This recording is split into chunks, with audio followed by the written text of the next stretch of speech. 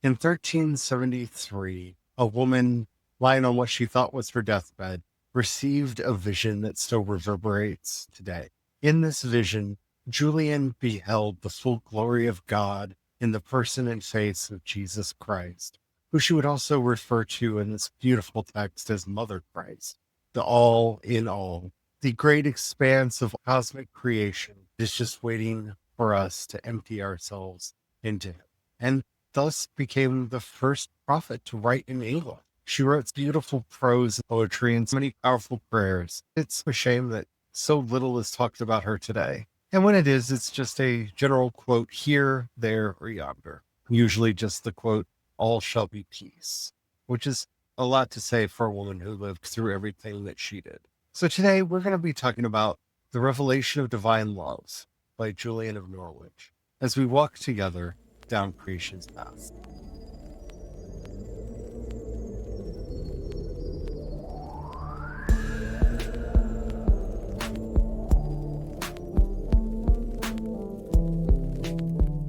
Hello, everyone. My name is Charlie, and I am a Christopagan druid and priest of Bridget. Hello, everyone. My name is Brian. I'm a Christopagan druid and sous chef to the dog now. Today, we are going to be talking about the revelation of divine love, also known as the showing of divine love, because that is what she called this book.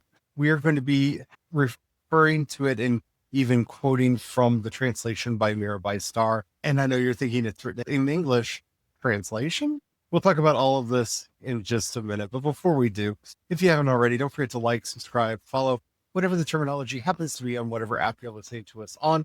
We do 5 original Christopagan and Druid episodes Monday through Friday. And you don't want to miss a thing. We got a lot of fun stuff coming up. All right, let's just get into it now. Julian composed this in 1373. That was a very long time ago. And while, yes, this was written in English, English has changed a lot since then. You got to think we're still, 400 years before Shakespeare, and then another 400 years to get to us. I think how hard it is for some people to read Shakespearean English, even though it's actually written in early modern English. We just have changed the grammar and the pronunciation a bit. The revelations of divine love are a powerful testament to the faith that Julian brought into the world. And it is, as I said on a previous episode, my favorite gospel. It is actually the one that I go to and read the most. And I have read it in numerous, let's say, editions. I've even gone back and muddled through as best I can the original language of the text, which if you pronounce it out loud, you might be able to understand a bit without having to understand Old English. The grammar is still a little different from ours. The spelling is very different from ours. The pronunciation varied quite a bit, but when you hear it out loud, you can hear remnants of the words we use today. It is a strikingly beautiful text in that it is very simple, clear, and alive with language. You can find versions of it online that have been translated into modern English. Some words we don't use in the same way. So sometimes words need to be substituted, or in fact, sometimes sentences have to be added to mean some of the things that were meant by one word. One of my favorite Old English words is frith, which we've completely lost in modern English. It was the kind of trust that gets developed through mutual support. So I have demonstrated my faithfulness to you. You have demonstrated your faithfulness to me. And in fact, versions of this word also meant honest or truthful, but it's a word rooted in this kind of reciprocal relationship that, well, has also become problematic, as we've talked about on many episodes. It's really sad and telling that that's a word that's lost from the English language and you really need it back desperately. You can still see it in a few older texts where you read something like he's not worth his frith. You can see that phrase in some older, even modern English texts where the language tried to keep this word. We tried to substitute other words that had slightly different meanings, and thus allowed our mind to drift. It's hard to express the ideas of the revelations of divine knowing. I always want to call it a gospel because I feel like it is the modern gospel. It is the revelation of the gospel to Julian. it's a weird relic. And I think one of the reasons it has been lost to us is it came to us during the Black Death. The plague had recently hit around where Julian was living and possibly killed her family. This trauma that we often talk about was hitting Europe really, really hard. And it was a trauma that would change our relationship to spirit and the divine because people were coping with such massive loss and really did kind of double, triple down on this idea of original sin and a punishing, punitive God as a way to cope with just the mass loss. Well, we must have deserved it somehow. It's a very abusive religion that grows up out of that time period. But Julian shows us a completely different way. It is a way we could have taken. With so much of the faith that Brian and I practice and teach, a lot of it comes from these crossroads where the faith could have gone one way or another way, and it chose the authoritarian, oppressive way instead of the liberating, free way. And I am not a fan of that. I think we see a lot of people, not just us, going back to that older way. I could read from this book forever. I've often thought about writing regular meditations on various passages for the book, and I might start doing that. I might incorporate them into the moon devotions. I wanted to give you a flavor of what we get in the Revelations of Divine Love. This is from page 14 of the Mirabai Star edition of the Revelations. This is the reason why our hearts and souls are not at perfect ease. We seek refuge in small things, but cannot find comfort there. We do not recognize our God, who is all powerful, all wise, and all knowing. He is our only true rest, and he wishes to be known. This is why no soul can find peace until it empties itself of all forms. Only when the soul has willingly become nothing out of love of him who is everything can it find true rest. This amazingly expansive, panentheistic, I would almost say fully animistic understanding of God, that God is in all things and all things are in God. And when we try to find peace in just a little bit, it's not enough. We have to find peace in the all, in the totality. We have to empty ourselves of all our preconceived notions. It sounds almost Zen-like in the way that it's contemplating reality and our way to peace and liberation. While I'm very much not a fan of perennial philosophy, and if you go to CreationsPaths.com, you can find my post about how perennialism is a problematic colonizing movement. What I see in this is that kind of root mysticism that everyone eventually gets to through practice and experience of learning to not just let go, but to embrace the allness, the isness of all things.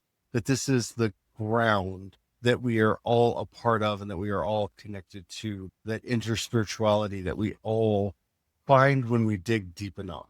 This kind of language is found throughout the revelations of divine love, because this is what the divine love is after all. The divine suffers with us.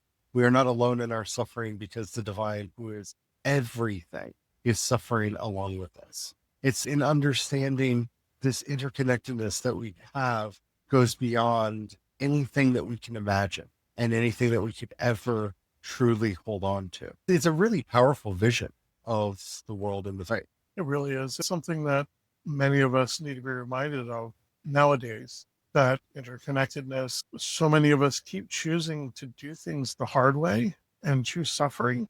Tradition of humanity, we've had well over 2,000 years of it. Since Christ delivered the original gospel, we kept choosing to do things the hard way. We get reminded again, the mid 1300s. It's important that we always return to this place. I can remember this is a woman writing in the middle of the Black Death. The plagues are still ravaging the world. We skip forward to page 34 and we read, "Remember, there can be no wrath in God. He endlessly upholds that which honors him, and with infinite power and perfect justice opposes the forces of evil, which busily conspire to act against the divine will." there can be no wrath in God. This argument against everything going on in the world around her, this idea that this is God's punishment. It's not God's punishment. It is, as she puts it here, the forces of evil conspiring against the divine will. The divine will is life, and to live. This disease was there to take away that life and prevent that will from being fully lived. And that is just such a powerful revelation, especially in that time period. Yeah. Yeah. Because even having the hindsight and the knowledges that we have nowadays, looking back, if they had spent time and energy on infrastructure rather than on their neighbors and on the foreigner and if they had spent time living in right relationship with the cats and with the pagans in their midst, and had not spent so much time trying to declare them evil witches and killing them off and killing off the cats, would have been around to help keep the rat population in check, would have been around to help keep down some of the things that really spread the plague. And we see, like I said, I'm trying not to quote too much from the book, but on page 70, and then I saw every impulse of loving compassion we have towards our fellow human beings is the Christ in us. And every kind of humiliation he suffered in his passion is revealed in our compassion. This deep understanding of how we are to live in this world, that we are to see the beloved's face in every face that we encounter, to know that all shall be well. All shall be well. In the end, all shall be well. And to just accept and walk the journey to find this divine that is utterly beyond words. As she says on page 82, speaking of God, he is the foundation. He is the essence. He is the teaching and the teacher. He is the goal towards which every loving soul aspires, and he is the reward. Every soul to whom the Holy Spirit declares this knows it and will know it. And I truly hope that he will come to the assistance of all souls who seek this way, for they are all seeking God. This loving, accepting God, God is love, and those who do not know love, do not know God, is revealed and opened up in these pages as we sit and meditate on these beautiful and powerful visions that she was granted, and all of the depths that they offer and how they help us to learn how to live. On page 100, she's talking about the gift to pray without ceasing. And she says, this is what he says, pray inwardly. Even if it seems to give you no pleasure, it is bringing great benefit. Even if you do not perceive it, pray inwardly. Even if you sense nothing, see nothing, even if you think you are achieving nothing, for it is in dryness and emptiness, in sickness and weakness, that your prayers please me most. Don't you see? Your whole life is a prayer in my eyes. God wishes us to pray without ceasing, and he wants to generously reward us for this. The beloved accepts the good intentions and dedicated labor of his lovers, no matter how we feel. When I read this, and a lot of the theology that came prior to this really is the full flowering of this kind of theology, what the world would look like today if we continue to build a Christianity that sees the relationship between God and humanity as a relationship of lovers. So many would struggle today opening a prayer to God with the word beloved. True. I'm one of those people that tends to believe you can tell a lot about a people by the gods they worship. I get harassed by a lot of my friends who are more atheist agnostic, and they're like, well, how would you judge me? Well, it's obvious that your God is whatever you deem the highest, most transcendent ideal you can strive towards. For me, that's love, that's compassion, because that's wisdom, that's justice. And those are all these things that I wrap up in this word God. But for you, maybe it's science, that seeking of knowledge. You can learn a lot about a person if seeking natural truth is the heart of what they're after. For some people, it's greed, it's money that is their utmost, their highest. People misunderstand that idea that everybody serves a God, and they think that it's a spooky thing, right? That we're talking about their demons and whatnot. Well, somebody like me would say, yeah, probably. It doesn't even come down to that. Whatever you follow as your utmost highest ideal is your God. This is the revelation behind the commandment that you shall have no other God before me. If you are putting anything on a pedestal as ultimate above the divine, then that thing is your God. If science is your ultimate, if medicine is your ultimate, if for some people religion or spirituality is their ultimate, and it's not actually God. And that's not taking anything away. It's how you learn something about yourself and others, because you can use the word. Like there are many preachers use the word God, but when you look at what they hold as ultimate, they're always talking about money and prosperity. Their ultimate is greed. It's this, what Jesus would call mammon, right? It's this God of money. And I look at what Julian is offering and what many saints and foreparents of the movement offered before her. And it was seeing this ultimate as wisdom, as justice, as truth, as love. And as you see through the revelation of divine love, what you keep coming back to is, wisdom's important, but wisdom comes from love. You have to care about something to seek out knowledge about it in order to have that knowledge. So if you don't have love first, you're not going to seek out the knowledge, you're not going to have wisdom. So we return to love as the root that we're building from. You have to love justice. You have to love humanity to love justice, to seek justice. If you don't care about what happens to people, then you don't actually care about justice. Love is the root that leads us to justice. Love is the root that leads us to all good things. It is the ultimate that we strive after in all things, whether it's wisdom or knowledge or justice or freedom, are derived from our love of and quest for love. That is such a powerful message. It's in this quest for love, we empty ourselves because we realize that love is so much bigger than us, so much more than us.